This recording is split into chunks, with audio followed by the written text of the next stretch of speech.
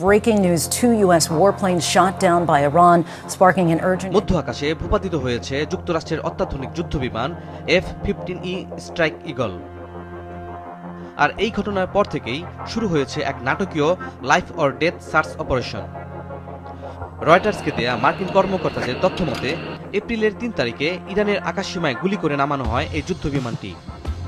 যুদ্ধ শুরুর পর এটাই প্রথমবার যেখানে সরাসরি একটি মার্কিন ফাইটার জেট ভূপাতিত হলো। সবচেয়ে বড় প্রশ্ন, পাইলটরা কোথায়? জানা গেছে বিমানটিতে ছিলেন 2 জন ক্রু। তাদের মধ্যে একজনকে ইতিমধ্যে উদ্ধার করা সম্ভব হয়েছে, কিন্তু আরেকজন, তিনি কি এখনো ইরানের মাটিতে পালিয়ে বেড়াচ্ছেন? এই একটাই প্রশ্ন এখন কাঁপিয়ে দিচ্ছে পুরো বিশ্বকে। ইরানের পক্ষ থেকে সাধারণ জনগণকে বলা হয়েছে, যদি কেউ শত্রু পাইলটকে খুঁজে পান তাকে জীবিত ধরিয়ে দিলে দেওয়া হবে বিশেষ পুরস্কার। এরই মধ্যে সামাজিক যোগাযোগ মাধ্যমে ছড়িয়ে পড়েছে ভূপাতিত বিমানের ধ্বংসাবশেষের ছবি। বিশ্লেষকরা বলছেন, ছবিটির টেলফিন দেখে মনে হচ্ছে এটি সত্যি F-15E স্ট্রাইক ঈগল। কিন্তু এখানেই শেষ না।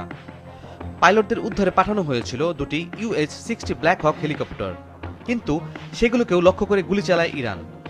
যদিও অল্পের জন্য রক্ষা পেয়ে তারা ফিরে আসতে সক্ষম হয়। একই সময় আরেকটি বড় ধাক্কা, একটি A-10 অয়ার্থক বিমান কুয়েতে বিধ্বস্ত হয়েছে। পাইলট ইজেক্ট করতে পারলেও তার অবস্থা এখনো অজানা। এই যুদ্ধে এখন পর্যন্ত 13 জন মার্কিন সেনা নিহত এবং 300-এরও বেশি আহত। তবে সবচেয়ে গুরুত্বপূর্ণ বিষয়, এই যুদ্ধ এখন আমেরিকার ভেতরেই জনপ্রিয়তা হারাচ্ছে। জরিপ বলছে 2/3 আমেরিকানরা চান যুদ্ধ দ্রুত শেষ হোক, এমনকি লক্ষ্য পূরণ না হলেও। অন্যদিকে ডোনাল্ড ট্রাম্প হুঁশিয়ারি দিয়েছেন, ইরান যদি না থামে তাহলে দেশটিকে প্রস্তর যুগে ফিরিয়ে দেওয়া হবে।